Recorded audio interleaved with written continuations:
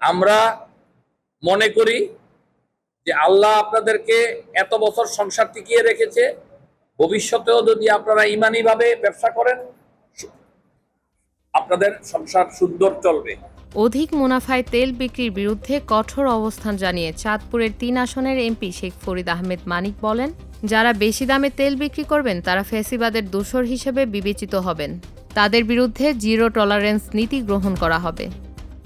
আর যদি তারা মুনাফার জন্য ব্যবসা করবেন তাদেরকে মনে করব ফেসিবাদের দোসর। একদম কমপ্লিট কথা, ফেসিবাদের দোসর। তাদের ব্যাপারে জিরো টলারেন্স প্রশাসন এবং আমি নিজে। তিনি আরও বলেন, গত বছরের এই সময় যে পরিমাণ তেল সরবরাহ ছিল বর্তমানে একই পরিমাণ তেল সরবরাহ রয়েছে।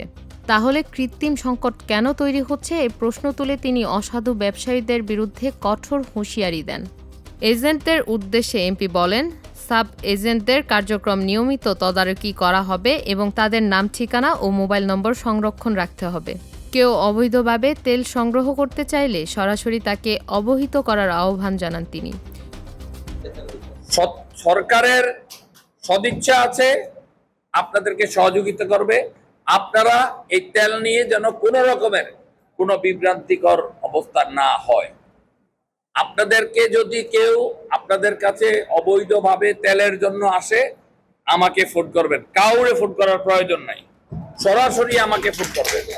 শুক্রবার সন্ধ্যায় শহরে জে এম সেনগুপ্ত রোডস্থ মনিরা ভবন মিলনায়তনে এ আয়োজনে উপস্থিত ছিলেন চাঁদপুরের প্রেস ক্লাবের সভাপতি সুহেল রুশুদী, জেলা পৌর বিএনপির সভাপতি আক্তার হোসেন মাঝি, বিএনপির সহ-সভাপতি ফেরদাউস আলম বাবু, জি এম শাহজাহান, জেলা বিএনপির সাংগঠনিক সম্পাদক এস শামসুল ইসলাম মন্টুস, বিভিন্ন অঙ্গ সংগঠনের নেতৃবৃন্দ।